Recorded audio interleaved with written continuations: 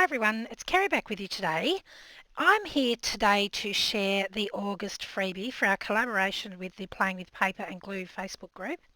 If you're not a member of the group, you can find a link in the description box below, and once you've joined the group you'll have access to this freebie plus all of our previous freebies that we have popped over there. So this month we've got one full page with this sort of wood grain texture with this ombre effect, and then a second page that's got a bunch of fussy cuttable elements, labels, flowers, leaves, bugs and mushrooms. Now I have had a play with this kit and I absolutely love how much variation you can have with this kit. So I'll just pop these to the side and show you some of the things I've made. So I've printed the kit out multiple times. I don't know how many times I've printed it out now. And I have made all of these elements. They're all a little bit different. I won't be able to show you how I've made all of them today, but if there's something in particular that I show you that you would like a tutorial on, please just leave a comment in the description box below and I'm sure I can sort that out for you. Today I'm going to show you just some of the layered embellishment type things that I've made, like these two here in the book. We've got some larger ones here that you could pop on a page just like a corner tuck or just an element to pretty up a page. You could of course punch out some shapes with a punch. I've just used a big circle punch for this one and made it double-sided. And then a lot of these I've just added brown paper and book page, which is something most of us would have, just to make some layered clusters there. This one's pretty much a stock standard tag. Folded the paper in half, then cut out a large rectangle, chopped the corners off to make it into a tag and just popped a few elements up on the tag here. Another sort of layered embellishment cluster here.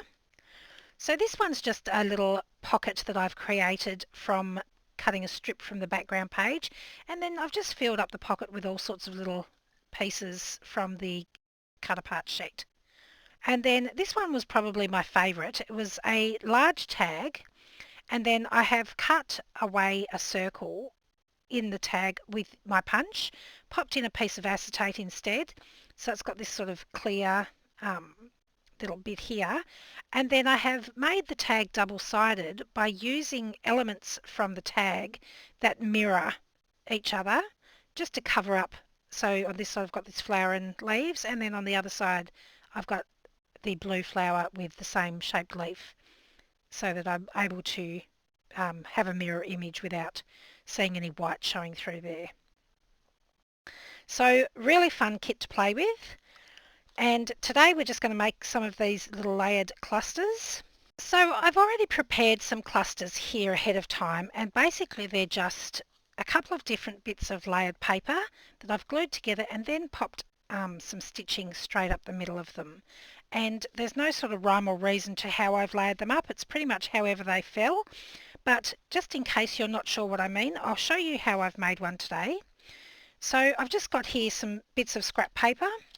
There's a piece here from the background page. I've just got a piece of scrap book paper and just a piece of brown paper. And basically I just tear my pieces and allow them to overlap slightly. Now I don't really want this straight edge on here, so I'm just going to tear that away. Now with paper that you've printed on, if you tear it towards you, so if I'm going to tear this piece of paper, I'm tearing this piece towards me, it gives me the exposed white edge. If I don't want to have that white edge, you can tear it away from you. So I'm tearing this piece away from me now, and then I don't have that exposed white core of the paper here. So this is towards me and I'm getting a lot of this exposed white core, and away from me I don't get any of that exposed white core. So I'm just going to bring in a little bit of ink. Whoops. And I'm just going to ink along this exposed white edge. Now because I like to pop stitching on my clusters, I'm just going to use a bit of glue stick just to tack it down until I sew it. So I'm just going to run a little bit of glue on the back of this book page. and then layer it on top of this brown paper scrap. Something like that. Now, I don't really want that pokey uppy bit there. And I don't want this bit here either. So I get that to look more like a shape that I like. Then I'm just going to pop a little bit of glue on the back of my printed piece and decide whereabouts I would like that.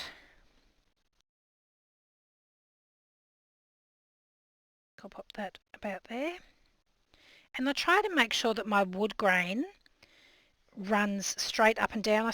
I don't want it on a big angle, especially where I've got words. If you had it on a bit of an angle without text or something else that's directional, you could just sort of adjust it to where you need it. But because I've got words running horizontally across here, I want to make sure my wood grain is running vertically. And then I'll just take that to my sewing machine and run a row of stitching down there. So now I've just got my stitching down here. Now I normally glue a whole bunch and then take them all to the sewing machine and stitch them at the same time.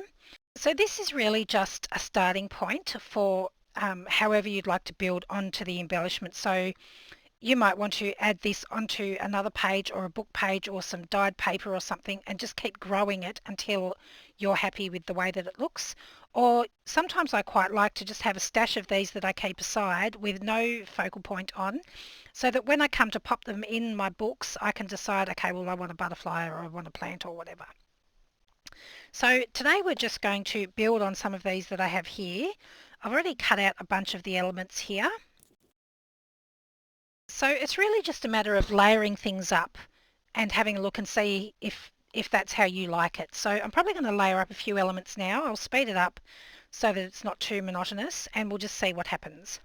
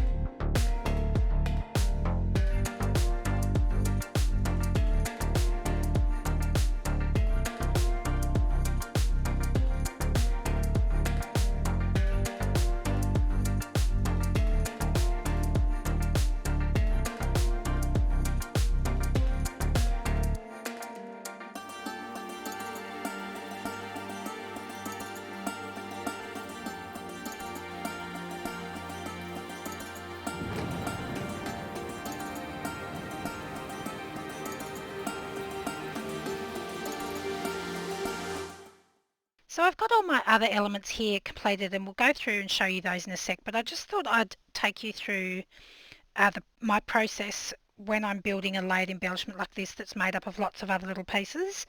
Once I've laid it out and I'm happy with the way that it looks, I then need to deconstruct it and then glue it all down. I find it really helpful to take a photo.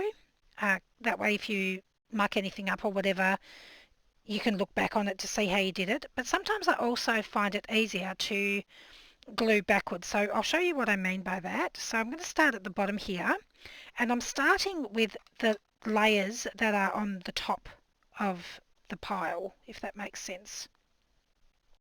So I'm just popping a little bit of ink onto this number just so it's not so quite stark white, and you can of course colour those whatever colour you like to suit your project. So I know that I want that here, and I'm going to pop a little tiny bit of glue on the back here so that I can stick this to this piece, which is my next layer. So now I have these two pieces stuck together, and those are going to go on top of this little cluster of leaves. So I can pull those apart and glue them to the back of here as well. Make sure I'm happy with the placement and just give it a bit of a push down. And then my next leaves, I've just popped some glue on the back there. So I'm just going to pick those leaves up as well.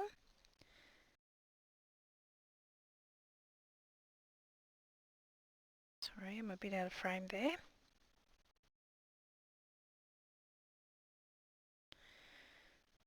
So I'm picking up the layers underneath as I go. So the next thing is my mushroom. So I need a little bit of glue here. And just going to pick my mushroom up. And then these leaves here. More glue. And so they're going to be picked up there. Oops.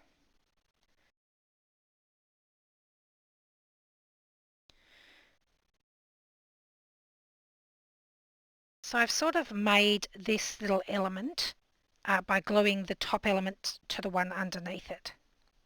So I'll just do the rest of this one like that. So I've got the other part of my laid embellishment here. So now I'm just going to pop glue on the back so that I can glue it down onto the main part of the embellishment.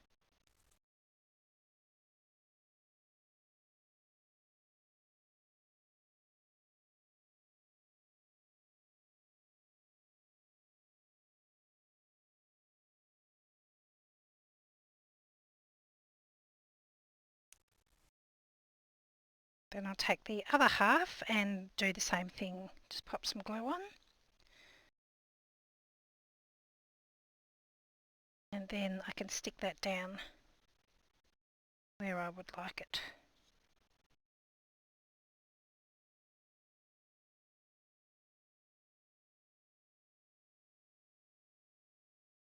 So once you've stuck it down, if there's some bits that aren't adhering well enough, you can always go back in and add a little bit more glue behind if you need to.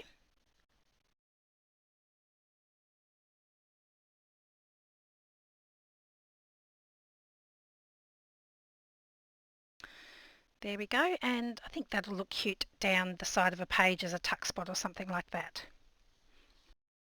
So let's have a look through and see what we created.